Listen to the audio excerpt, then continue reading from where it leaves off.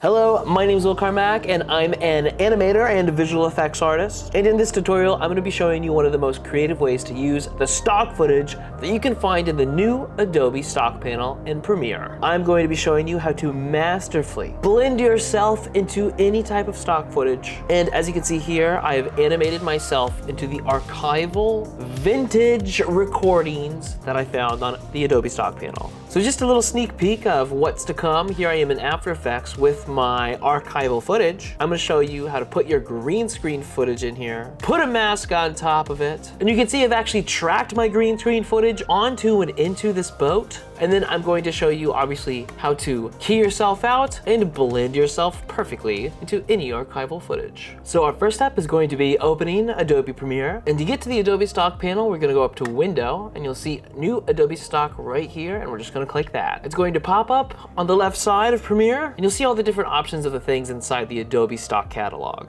We have assets all the way from music to different types of transitions, green screen animation footage, interesting lower thirds, video overlays, maybe some juicy title animations like this, video backgrounds, and much more. This catalog has like millions of different assets that we can pick from. And with the unlimited plan, get creative freedom without limits. Edit faster and stay inspired with full access to the Adobe Stock library, which is over 900 million assets, including videos, music, templates, images, and more. So you don't have to use all of your credits on different assets. You can just use every single asset you can dream of. But for us in this tutorial, we're gonna be working with archival footage. And so I'm gonna type in 1930s boat and see what we get. And so it's important to find some archival stock footage that's gonna be realistically blendable. And what I mean by that is if you see this stock footage here, this is gonna be really hard to animate yourself into because there is so much going on. This is the clip we're eventually going to use. And you can see here that it's really clear and crispy. So it'd be really easy to track a scene like this and blend yourself into it. And you can always check how easy it's going to be to blend yourself into a clip by hovering over a possible option. And you can see right here, this little gray arrow will let you download a preview. And then over in your project panel, the preview clip is gonna show up and you can skim through it and see if it's possibly a clip that you'll be able to track and animate yourself into. So this boat clip is super crispy, so I'm just gonna go ahead and download this. So I'll bring the licensed boat clip into my timeline. And here's my green screen footage. I dressed up like someone from the 1930s and pretended like I was going to walk on this boat. So I'll also drag this green screen clip into my timeline. And this archival stock footage I downloaded is actually a montage of a ton of different clips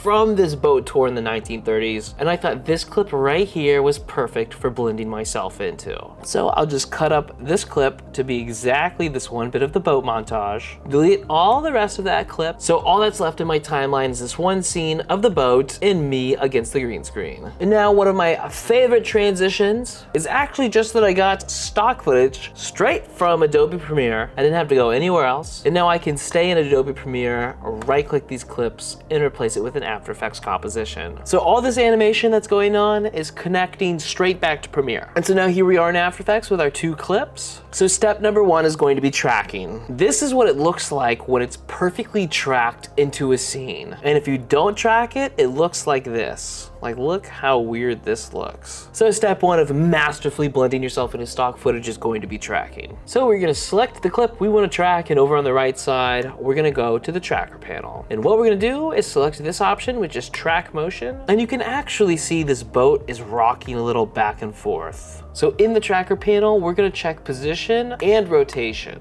And I'll pick 2 points of contrast. So I'll put a tracking marker right here and right here between these two railings. And I'm picking these spots because you can see there's a lot of black and white right here coming to a perfect edge. These perfect edge act as great tracking markers. And then over the tracker panel, we'll hit this analyze forward arrow. You can see it do its magic and it's perfectly locked in and tracking this one part of the boat. Wow, it literally tracked the boat flawlessly. So now to use this track, we'll go up to layer, new, and null object. I'll rename this null to boat track. And in the tracker panel, we'll go to edit target, hit boat track, okay, apply, and okay again. And so now you have this tracking data that you can apply to your green screen character. Okay, so now we have our green screen footage. In effects and presets, we're actually just gonna go to key light, drag that on top of our green screen clip. And in the effect controls, you'll just grab screen color, grab the eyedropper, and select the green. And if you're like me and the green screen doesn't cover everything, you can actually grab the pen tool like I just did here and create a mask around where you want the green screen. So you get rid of all that extra stuff that's not keyed out. And the best way to make sure that your green screen is great is right here in view. We're going to go to screen matte. We basically want the whites and blacks to be solid, so there's no splotchiness like this right here. And in key light under screen matte, the way we're going to do this is clip black. So we're cranking the blacks and then bringing the whites down. So now there's no more splotchiness. And then in key light, we'll go from screen matte to final result. And so now you've got your keyed out character. I'm just gonna use the scaling and position features to make myself match the perspective and size of the people on the boat. So I'd say I'm probably this tall compared to that guy. And in the layers panel,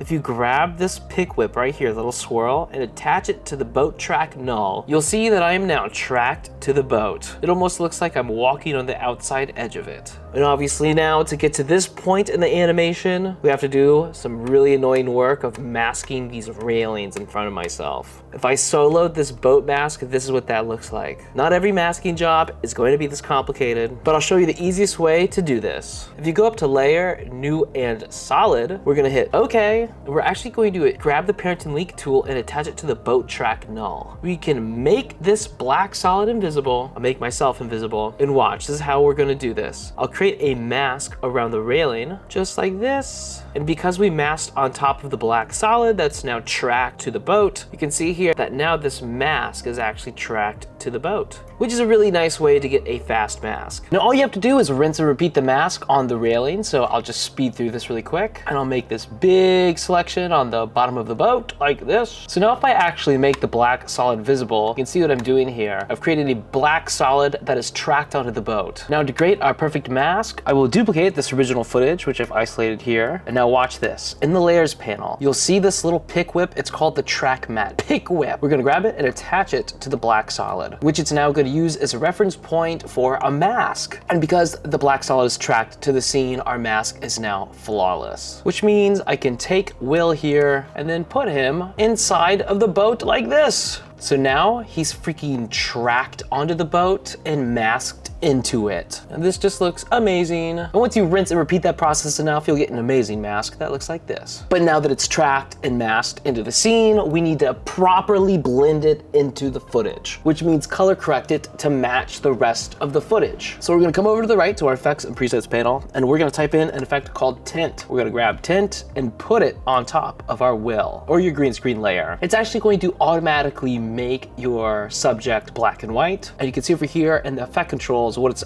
allowing us to do is change the black and white levels. Because you can see if we zoom in here, this guy's hat is way more faded than the white on my shirt. And my blacks are really dark and his blacks are really faded. So we need to match the black and white levels. So if I click on the black color, the effect controls, I'll just grab the eyedropper tool right here and I'll pick the blackest part of the image. I think maybe right here is like the blackest part of the image. Then I'll do the same for whites, grab the eyedropper tool, and it looks like maybe his hat might be the whitest thing in the scene. I think that looks good. I'll hit OK. And now this honestly looks 10 times better. We've matched the black and white levels, so he matches the background. And so now for the next step, if we look at my face, there's way more detail than this guy here or this person. Their faces are so blurry because this is old footage. So I need to soften this up a bit. So in the effects and presets, we're gonna type in Gaussian blur right here, and we'll drag that on top of our person. And you can see this effect just allows us to make something or someone really blurry. I'm just gonna crank that up maybe to around 5 to 6. This is beautiful. And a final touch, because you'll notice kind of like a white line on the edge of my body here. That's just like an artifact from the green screen. In effects and presets, we're gonna type in